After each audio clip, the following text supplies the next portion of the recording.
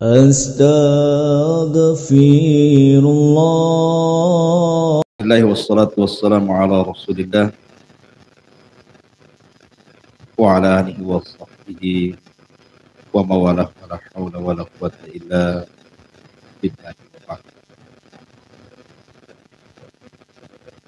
Kita lanjutkan kajian kita masih membahas kitab Arba'in Nawawi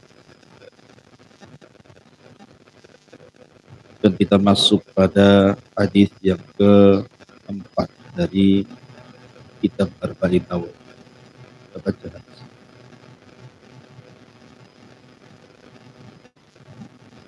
An Abdullah bin Mas'ud radhiyallahu anhu Inna Nabiya sallallahu alaihi wasallam qala inna ahadakum yujma'u khalquhu fi batni ummihi arba'ina yawman nutfatan thumma yakunu 'alaqatan misla dhalik thumma yakunu mudghatan misla dhalik thumma yursalu ilaihi al-malak fayanfukhu fihi ar-ruh wa yu'maru bi arba'i kalimatin bi katbi rizqihi wa ajalihi wa amalihi wa syaqiyyin aw sa'idin fawalladhi la ilaha ghairuhu inna ahadakum la ya'malu bi amali ahlil jannah hatta ma yakunu bainahu wa bainaha illa dhira' fayasbiqu alaihi al-kitab fayamalu bi amali ahli an-nar fayadkhuluh wa inna ahadakum la ya'malu bi amali ahli an-nar hatta ma yakunu bainahu wa bainaha illa dhira' fayasbiqu alaihi al-kitab fayamalu bi amali ahli al-jannati fayadkhuluha.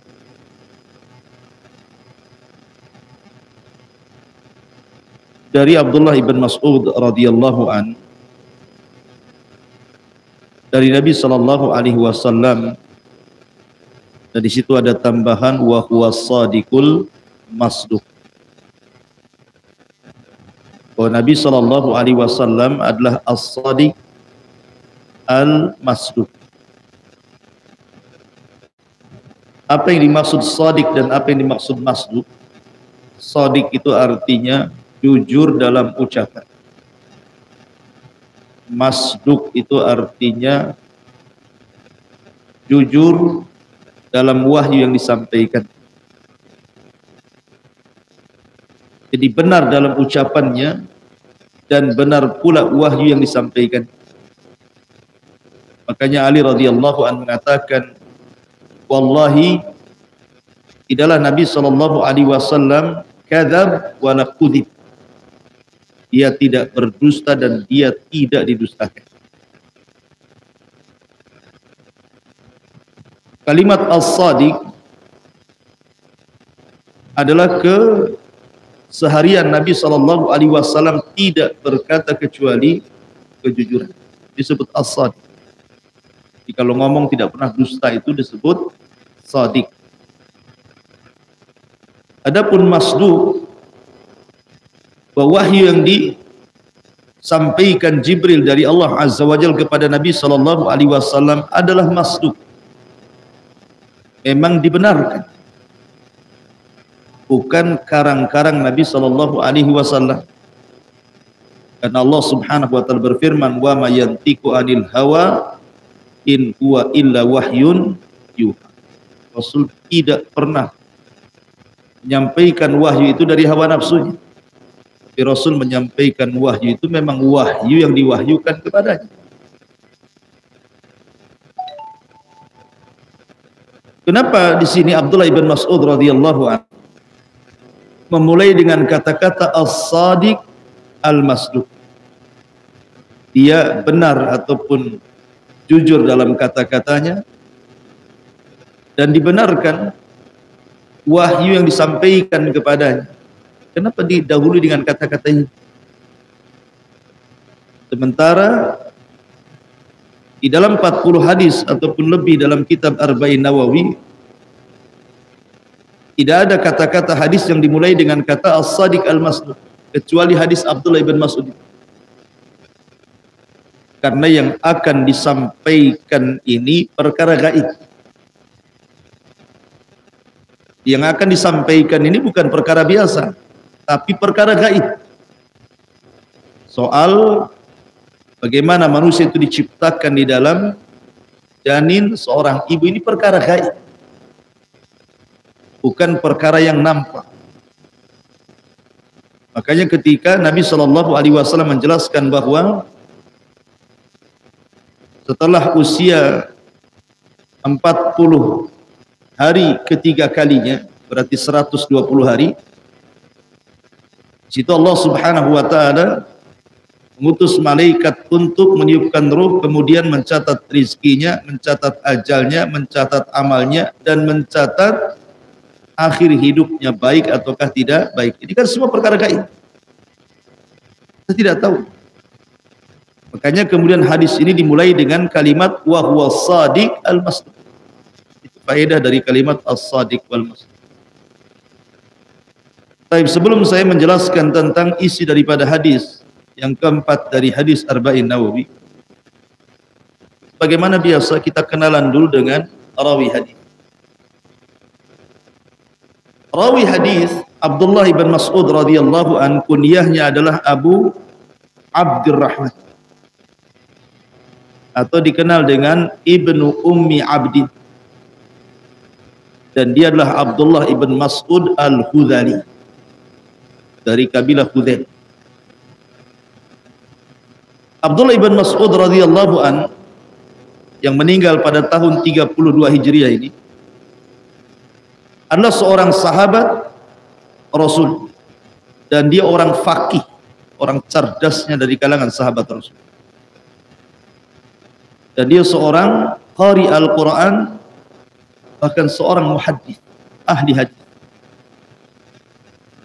karena dia salah satu daripada perawi hadis Nabi SAW, dan dia juga termasuk as-sabiquna fil Islam, orang yang mula-mula masuk Islam, tergolong dari 7 sahabat dari 6 sahabat yang sebelumnya sudah masuk Islam.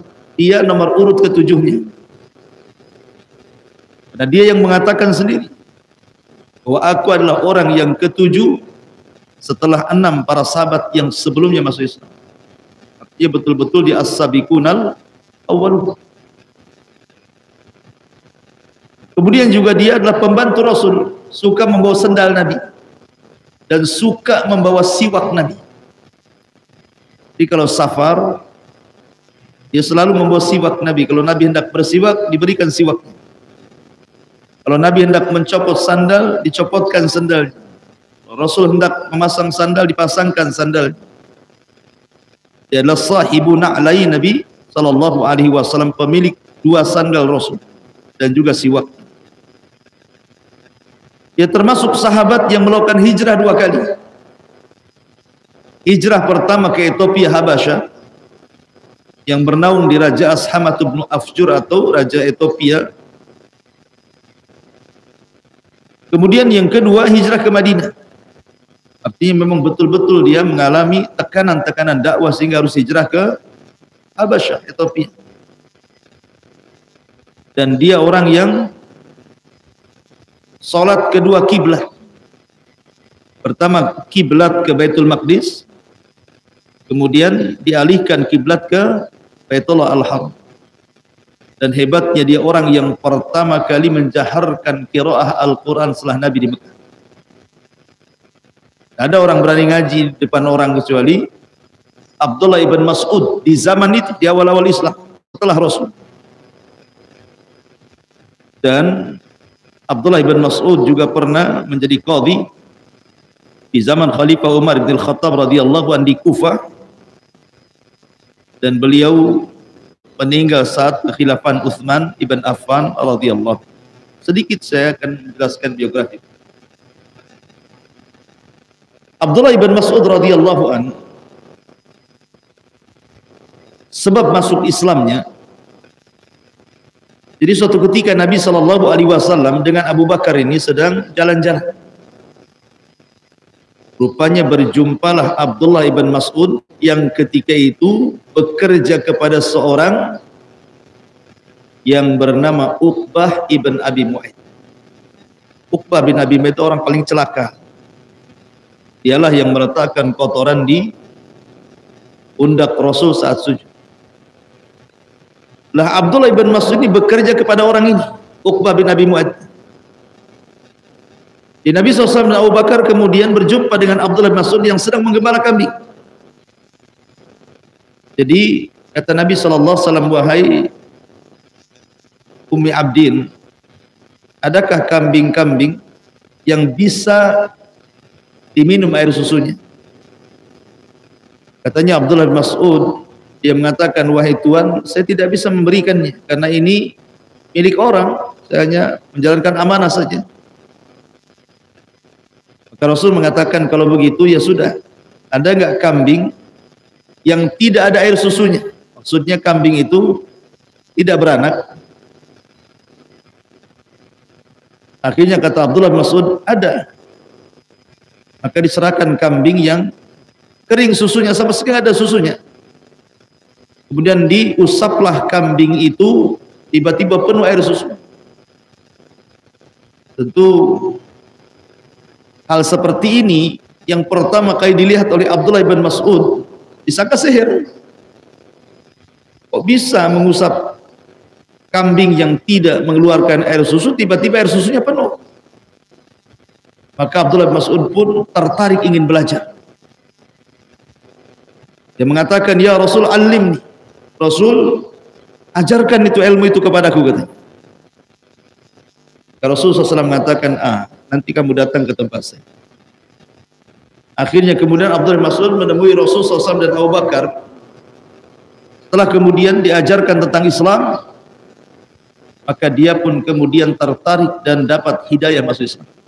Dia pun bersyahadat di hadapan Nabi SAW, asyhadu an la ilaha illallah wa asyhadu anna Muhammadar Rasul. Ini sebab keislaman Abdullah ibn Mas'ud.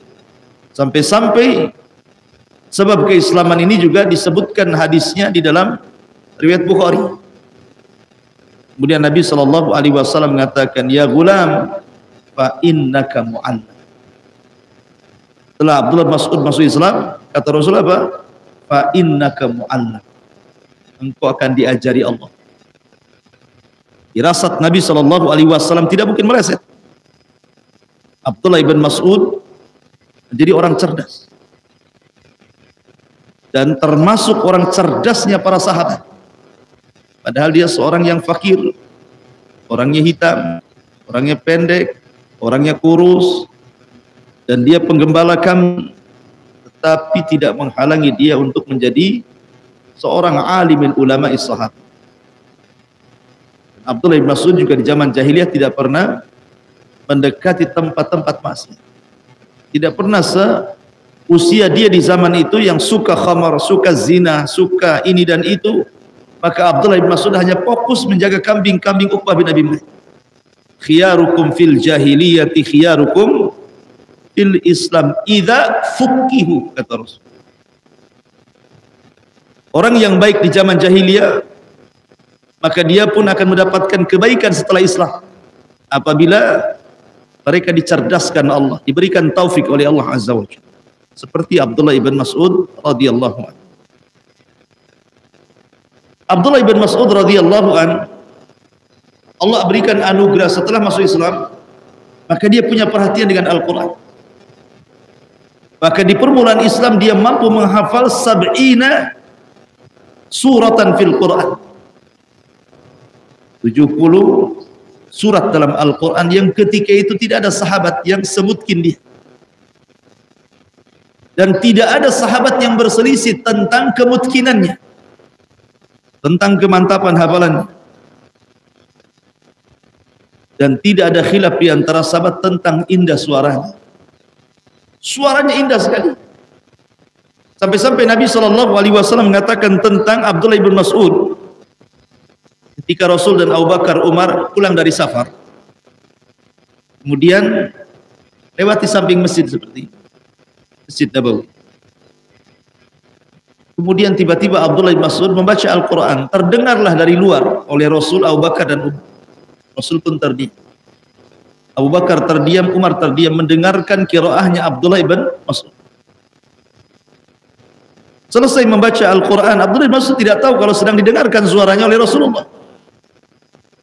Maka Rasul mengatakan kepada Abu Bakar dan Umar, "Man arada an yasma'al Qur'ana ghaddan tariyan kama unzil falyaqra ala qiraati Ibnu Ummi Abdin."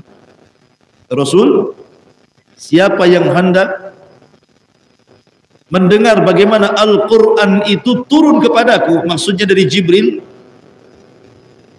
Kamu pengen tahu, wahai Abu Bakar, Umar, bagaimana suara Jibril ketika menurunkan wahyu kepadaku? Seolah-olah Rasul mengatakan seperti itu. Seperti suara dia.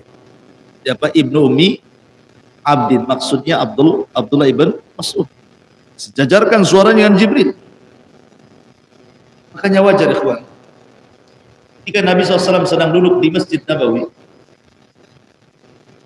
kemudian Nabi memanggil Abdullah bin Mas'ud. Banyak para sahabat di sekitar. Kata Nabi SAW kepada Abdullah bin Mas'ud, "Iqra alayya al-Quran."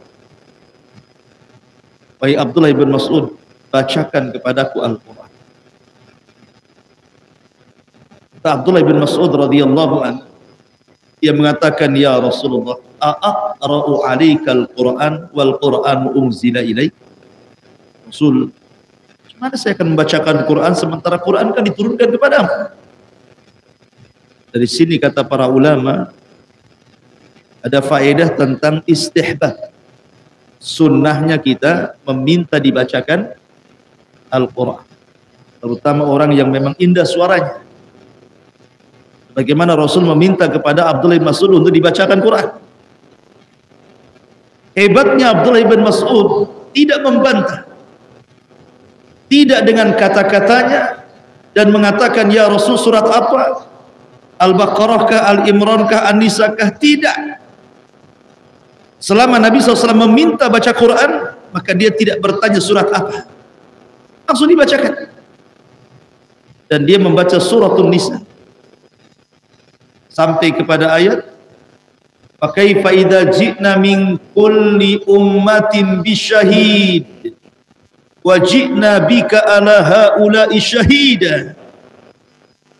Bagaimana wahai Muhammad kalau seandainya kelak pada hari kiamat setiap umat akan didatangkan saksi kepada mereka, dan engkau akan aku jadikan saksi untuk mereka. Ketika kemudian sampai kepada surat ayat indah surah An-Nisa, apa kata Rasul sallallahu alaihi wasallam? "Hasbuka hasbuka ya Ibnu Mas'ud." Cukup wahai Ibnu Mas'ud. Maka tiba-tiba Nabi SAW kemudian langsung menangis. Kemudian Abdullah bin Mas'ud melihat Nabi SAW menangis seperti air yang direbus. Air rebus, antum dengar kalau air yang direbus itu. Begitulah Nabi SAW menangis. Dari sini ada adab yang bagus sekali. Tangisan Nabi SAW ketika membaca Al-Quran. Muncul sebuah kaidah yang disebutkan para ulama bahwa hifdzul hudud afdal min hifdzil huruf. Jadi seseorang ketika membaca Al-Quran, dia paham isi daripada apa yang dibaca jauh lebih baik dibandingkan dia hafal hurufnya saja. Antum tahu kenapa Yahudi disesatkan? Dan Allah katakan ghairil maghdub, mereka dilaknat. Bagaimana Nasrani zalim disesatkan? Karena muamalah mereka terhadap Taurat.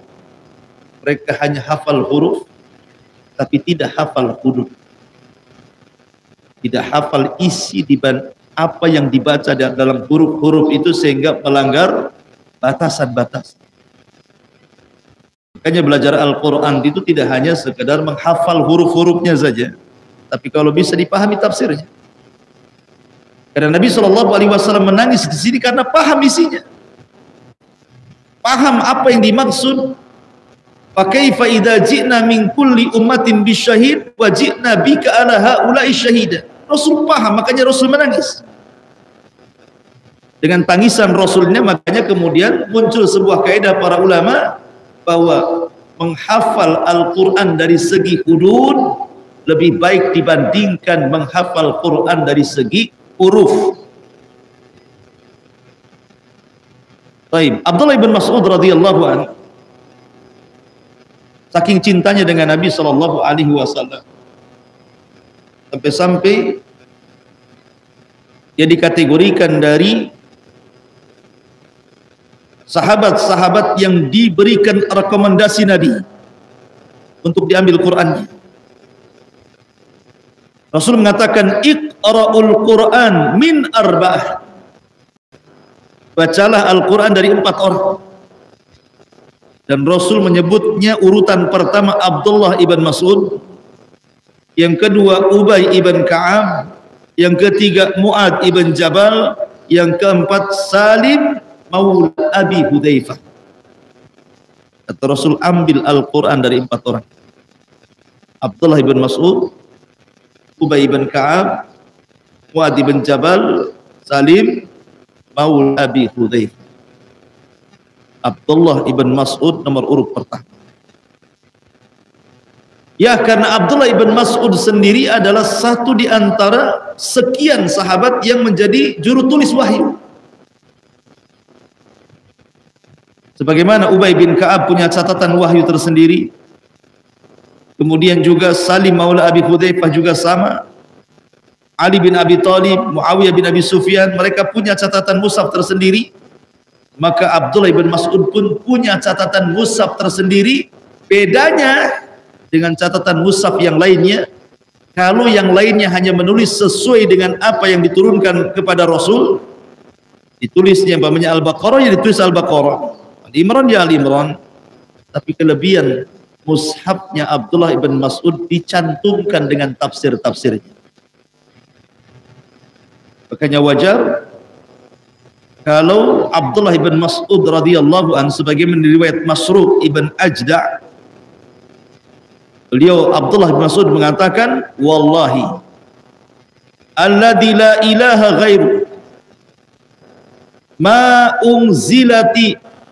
unzilat suratun min kitabillah illa ana a'lam aina unzilat wala unzilat ayatun min kitabillah illa ana a'lam fima unzilat walau a'lama ahadan a'lam minni walau a'lamu ahadan a'lama minni fi kitabillahi azza wa jal tablughuhul ibilu la raqibtu ilaihi. Sampai dia mengatakan apa? Demi Allah, yang tidak ada Tuhan yang berhak disembah kecuali Dia, tidaklah satu surat diturunkan dari Al-Quran kecuali aku tahu di mana turunnya, letak turunnya di mana aku tahu. Apakah dia Makkiyah atau Madaniyah? Dan tidaklah satu ayat diturunkan dari Al-Quran kecuali aku tahu untuk siapa diturunkan Al-Quran itu. Jadi Abdullah bin Mas'ud tahu semua, di mana turun, untuk siapa turun, dalam masalah apa turun, dalam kasus apa turun, dia semua tahu.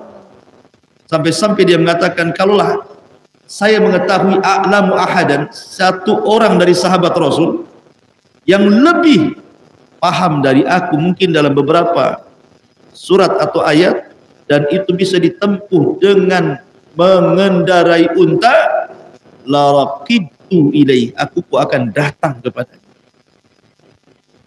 Kenapa? Pengen belajar. Kalau ada orang yang lebih alim, aku datang kepadanya.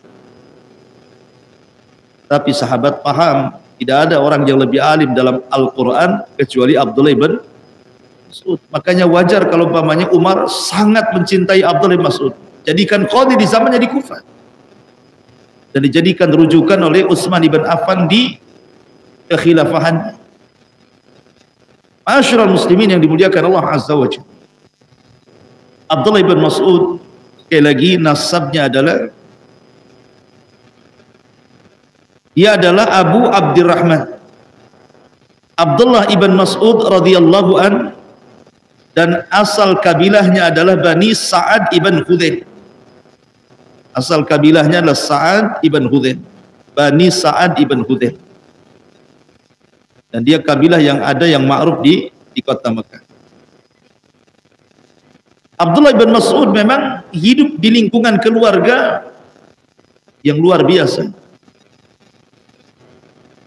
Karena dia tidak pernah maksiat di zaman itu. Walaupun dia seorang penggembala kambing, tapi dia tidak mengikuti ajakan-ajakan kawan-kawan. Dia pun menikah dengan seorang yang bernama Hafidah Abdi, Hafidatu cucu daripada min Hafidati Abdi ibn al-Harith. Oh, namanya Hafidah Abdi ibn al-Harith. Jadi ikhwatu fillah muliakan Allah azza wa jalla, ketika dia masuk Islam, Abdullah bin Mas'ud itu kan sering keluar masuk rumah Nabi, baik di Mekah atau di Madinah. Sampai-sampai Abu Musa al-Ash'ari radhiyallahu anhu menyangka bahwa Abdullah bin Mas'ud itu keluarga Nabi, karena sering keluar masuk kan. Jangan-jangan dia adalah keluarga Nabi gitu ya. Jadi orang nggak berani kepada Abdullah bin Mas'ud itu. Ya wajar, dia adalah orang yang awal-awal masuk Islam bersama ibunya. Kemudian dia bermulazamah dengan mulazamah tamah, betul-betul sempurna mulazamah.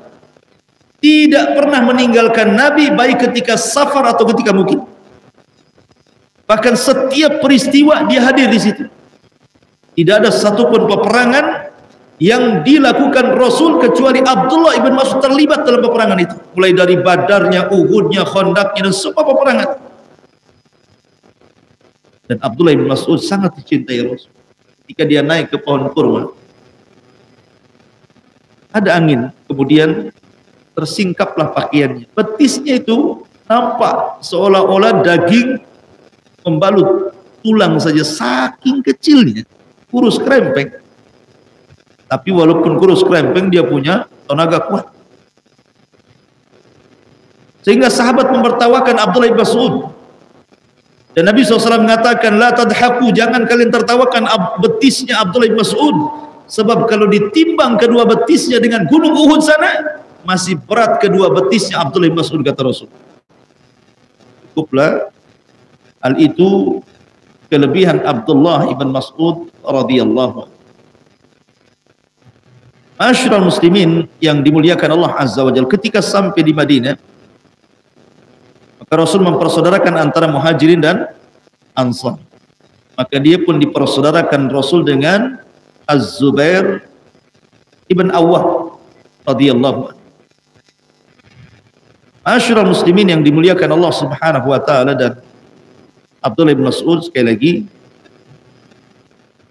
perkataannya dalam tafsir sangat diperhitungkan sama dengan tafsirnya siapa? Abdullah ibn Abbas radhiyallahu anhu. Dan riwayatnya, maksudnya dari segi hadis, banyak dicantumkan dalam kitab Sahihaini, Sahih Bukhari dan Sahih Muslim, baik yang disepakati keduanya ataupun yang disendirikan oleh Bukhari dan Muslim. Intinya bahwa dia seorang mufassir, dia seorang qari, dia seorang muhaddis, dia seorang faqih, banyak gelar kepada Abdullah bin Mas'ud. Belum lagi akhlaknya, orangnya qanaah, orangnya zuhud, syuja', pemberani, mujahid, seorang ahli jihad, dan begitu seterusnya. Tapi kita masuk pada penjelasan. Hadis tentang bicara tentang pengumpulan janin dalam perut ibu ini, mulai dari segumpal mani sampai menjadi orang. Sebenarnya juga hadis ini sesuai dengan firman Allah Azza wa Jalla dalam surah Al-Mu'minun.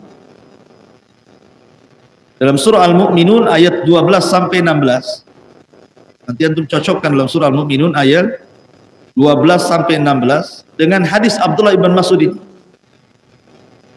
Begitu juga surat Al-Hajj ayat 5. Dibacakan suratnya dulu, kita masuk ke dalam hadisnya. Allah mengatakan walaqad khalaqnal insana min sulalatin min tin thumma ja'alnahu nutfatan fi qararin makin thumma khalaqnan nutfata 'alaqatan fa khalaqnal 'alaqata mudghatan fa khalaqnal mudghata idhaman fa kasawnal idhama lahma thumma ansha'nahu khalqan akhar fatabarakallahu ahsanal khaliqin. Dan sesungguhnya kami telah menciptakan manusia dari saripati, dari tanah. Kemudian kami jadikan nutfah dalam tempat yang kokoh dalam rahim itu. Kemudian nutfah maksudnya air mani itu kami jadikan segumpal darah. Mani dulu baru jadi darah. Lalu segumpal darah itu kami jadikan segumpal daging. Kemudian dari segumpal daging ini kami balutkan tulang. Lalu tulang belulang itu kami bungkus dengan daging, kemudian kami jadikan dia makhluk yang berbentuk lain. Maha suci Allah, pencipta yang paling baik. Ini dalam surah Al-Mu'minun 12 sampai 16. Dalam surah Al-Hajj Allah mengatakan, ya ayyuhan nas in kuntum fi raibin minal ba'thi fa inna khalaqnakum min turabin thumma min nutfatin thumma min alaqatin thumma min mudghatin mukhallaqatin wa ghairi mukhallaqatin linubayyina lakum wa nukirru fil arham ma nasha'u ila ajalin musamma thumma nukhrijukum tifla litablugu asyuddakum wa minkum man yutawaffa wa minkum man yuraddu ila ardhil umuri likai la ya'lam min ba'di ilmi syai'an wa taral arda hamidatan fa idza anzalna 'alaiha al-ma'a ihtazzat wa rabbat wa ambatat min kulli zawjin bahij. Hai manusia, jika kamu dalam keraguan tentang hari kebangkitan, maksudnya alam kubur, maka ketahuilah sesungguhnya kami telah menjadikan kamu dari tanah, maksudnya Adam. Kemudian dari setetes mani, maksudnya turunannya. Kemudian dari segumpal darah. Kemudian dari segumpal daging yang sempurna kejadiannya dan yang tidak sempurna, agar kami jelaskan kepada kamu dan kami tetapkan dalam rahim apa yang kamu kehendaki sampailah kepada kedewasaan, sampai waktu yang sudah ditentukan. Kemudian kami keluarkan sebagai bayi, kemudian dengan berangsur-angsur kami jadi dewasa, dan di antara kamu ada yang diwafatkan cepat dan ada pula di antara kamu yang dipanjangkan umurnya sampai pikun, supaya dia tidak mengetahui lagi sesuatu apapun yang dahulunya telah diketahui. Dan kamu lihat bumi ini kering, kemudian apabila telah kami turunkan air di atasnya, hiduplah bumi dan suburlah bumi dan menumbuhkan berbagai macam tumbuh-tumbuhan yang indah. Baik. Ini Quran ayat 5 dari surah Al-Hajj dan Al-Mu'minun 12 sampai 16. Kita cocokkan dengan hadis Nabi sallallahu alaihi wasallam, hadis Abdullah bin Mas'ud. Inna ahadakum, sesungguhnya salah seorang di antara kalian, yujma' khalquhu, dikumpulkan penciptaannya, fi batni ummihi, di perut ibunya, arba'ina yauman nutfah, 40 hari menjadi segumpal mani. Nutfah itu artinya mani. Tentu proses terciptanya manusia itu karena berjumpanya sperma laki-laki dan perempuan, kan itu. Baru kemudian membuahi dan disebut nutfah, diletakkan di rahim seorang wanita. Nah, selama 40 hari menjadi segumpal air mani itu, thumma yakunu 'alaqatan mithla dzalik, kemudian baru berubah menjadi segumpal darah. Kemudian dari segumpal darah itu kemudian thumma yakunu mudghatan mithla dzalik, maka menjadi segumpal daging. segumpal mani 40 hari, berubah segumpal darah 40 hari berikutnya, berubah segumpal daging 40 hari berikutnya. Jadi nampak bentuk manusia itu selama 120 hari. 40 jadi 120 hari baru nampak tuh. Di situ Allah balut daging dengan tulang. Dari sini baru manusia mengetahui mana laki-laki, mana perempuan. Ketika seseorang mengetahui mana laki-laki, mana perempuan, seperti dokter-dokter kandungan itu kan ada USG itu. Nampak ya laki-laki perempuan. Lah ini bukan perkara gaib. Mengetahui ini laki-laki, ini perempuan, ini bukan perkara gaib. Tetapi ini pun ketahuannya setelah 120 hari. Kalau sebelum 120 hari semua gaib, tidak ada yang tahu. Ini laki-laki, ini perempuan, ini segumpal mani, mana tahu ini laki-laki, ini perempuan. Segumpal darah, mana tahu ini laki-laki, perempuan. Baru setelah dibalut daging dan tulang, setelah 120 hari, baru ketahuan laki-laki, perempuan. Berarti 120 hari sebelumnya perkara gaib. Tidak ada yang tahu.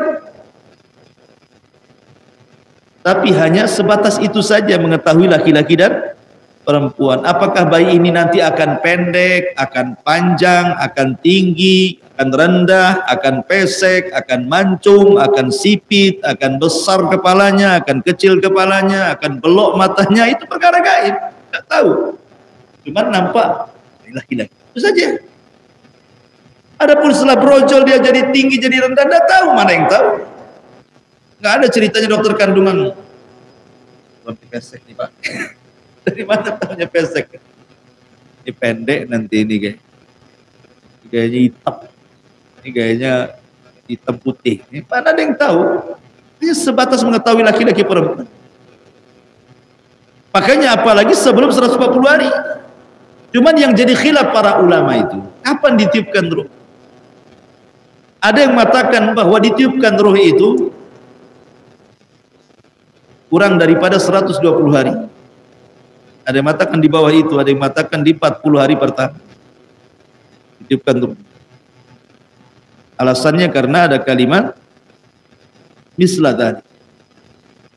Memang kalau kita melihat pergerakan bayi itu kan biasanya di 40 hari pertama itu kan sudah bergerak. Janin itu sudah bergerak, artinya ada nafasnya.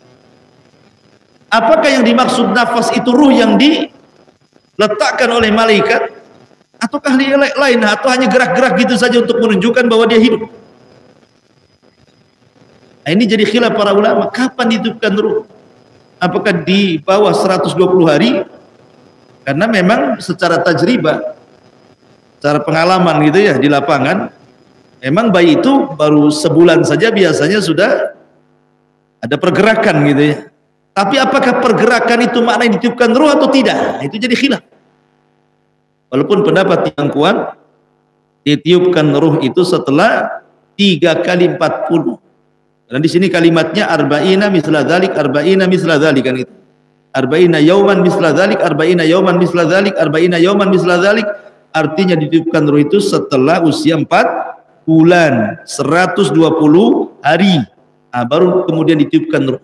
Sejak itulah janin menjadi manusia. Makanya nanti akan terkait hukumnya. Yang keguguran setelah 4 bulan dengan keguguran sebelum 4 bulan itu ada hukum tersendiri. Contohnya seperti umpamanya, apakah orang yang keguguran sebelum 4 bulan dan keguguran setelah 4 bulan darahnya dianggap nifas atau bukan? Maka ulama mengatakan kalau kegugurannya sebelum 4 bulan maka tidak dianggap nifas, berarti masih wajib sholat. Kalau ada wanita keguguran di bawah 4 bulan, berarti walaupun mengeluarkan darahnya dianggap istihadah, bukan darah nifas. Makanya wajib sholat walaupun keluar darah. Dengan cara ya disumpel lah, ya, dengan softtek, dengan apa gitu ya. Tapi kalau kegugurannya setelah 4 bulan, nah ini sudah masuk nifas. Karena yang dikeluarkan sudah manusia, sudah ada ruhnya.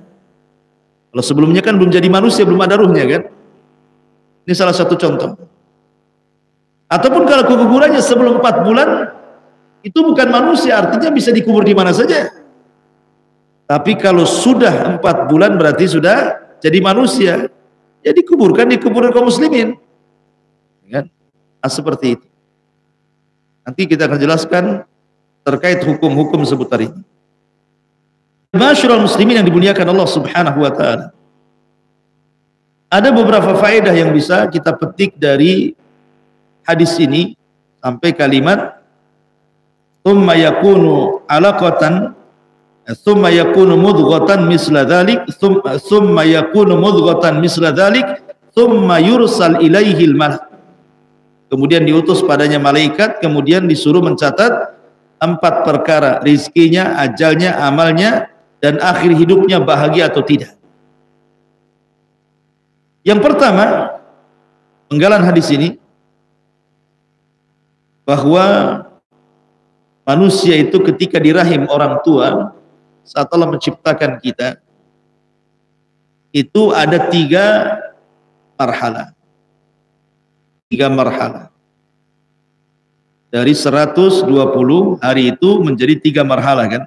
40 hari pertama segumpal mani, 40 hari kedua segumpal darah, 40 hari ketiga baru segumpal daging yang dibalut tulang. Artinya lihat bagaimana Allah Subhanahu wa taala berproses menciptakan kita. Kemudian antara jasad dengan ruh itu yang mana dulu diciptakan? Apakah jasad dulu diciptakan baru ruh, atau ruh dulu diciptakan baru jasad? Maka di sini ada 2 pembahasan. Pertama penciptaan Adam, yang kedua penciptaan turunan Adam. Kalau yang dimaksud penciptaan Adam, maka jasad lebih utama atau lebih dulu diciptakan dibandingkan ruh. Ada Adam alaihi salatu wassalam diciptakan itu jasadnya dulu. Diambilnya tanah-tanah di bumi, kemudian oleh malaikat maut diangkat ke langit, kemudian dibentuk menjadi bentuk patung Adam seindah mungkin. Laqad khalaqnal insana fi ahsani taqwim. Baru setelah kemudian terbentuk jasad Adam, maka Allah ciptakan ruh, Allah masukkan ke dalam Adam. Dari sini menunjukkan bahwa kalau melihat penciptaan Adam berarti jasad dulu baru ruh. Tapi kalau anak turunannya terbalik, ruh dulu baru jasad. Karena ketika Allah Subhanahu wa taala menciptakan Adam dan sudah ditiupkan ruh, Allah usap pundak Adam. Dari pundak Adam itu keluar ribuan, jutaan, miliaran ruh. Dan itu akan jadi anak cucunya kelak. Jadi usap oleh Allah punggungnya, keluar semua ruh yang akan menjadi anak cucu Adam. Kemudian diletakkan di alam arwah. Kemudian Allah mengikat perjanjian ruh-ruh di alam arwah. Alastu bi rabbikum qalu bala. Kankah aku Rabb kalian? Mereka mengatakan ya. Kau Rabb kami, kata orang-orang ruh-ruh yang ada di dalam arwah itu. Baru setelah itu Allah ciptakan satu persatu jasad dari turunan Adam sampai kepada antum. Setiap Allah ciptakan jasad, ruhnya sudah ada, dikirim malaikat maut, dimasukkan, dan begitu seterusnya. Artinya di sini bahwa kalau terkait dengan Adam berarti jasad dulu baru ruh, gitu ya. Kalau terkait dengan kita anak turunannya berarti ruh dulu baru jasad. Penciptaannya seperti itu. Kemudian dalam hadis ini juga bahwa ada malaikat-malaikat yang Allah tugaskan memang memasukkan ruh ke dalam jasad-jasad manusia. Kecuali kalau memang orang yang akan dilahirkan ini orang yang mulia, maka yang mengirim ruh juga bukan malaikat biasa. Siapa? Jibril. Seperti kisah Isa bin Maryam, ketika Maryam keluar dari mihrabnya kemudian hendak buang hajat, tiba-tiba dihadang oleh seorang laki-laki tampan. Rupanya laki-laki tampan itu siapa? Jibril.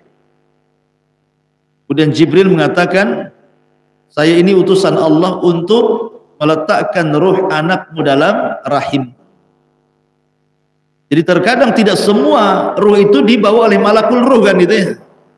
Tapi lihat dulu ini jasad ini kalau memang akan terlahir menjadi orang besar, orang mulia, maka Jibril turun tangan menunjukkan bahwa Jibril bukan hanya sekedar diamanahi muwakkal bil wahyi, memang ditugaskan untuk menyampaikan wahyu, tapi ada tugas-tugas yang lainnya. Salah satunya adalah menyampaikan ruh kepada orang yang akan diistimewakan Allah, seperti memasukkan ruh Isa ibnu Maryam kepada rahim Maryam. Ini juga faedah yang disebutkan. Tapi sudah jam 6:07 ya. Besok lagi lah. Subhanallah bihamdika asyhadu an la ilaha illa anta astaghfiruka wa atubu ilaik. Allahu ta'ala alam. Assalamualaikum.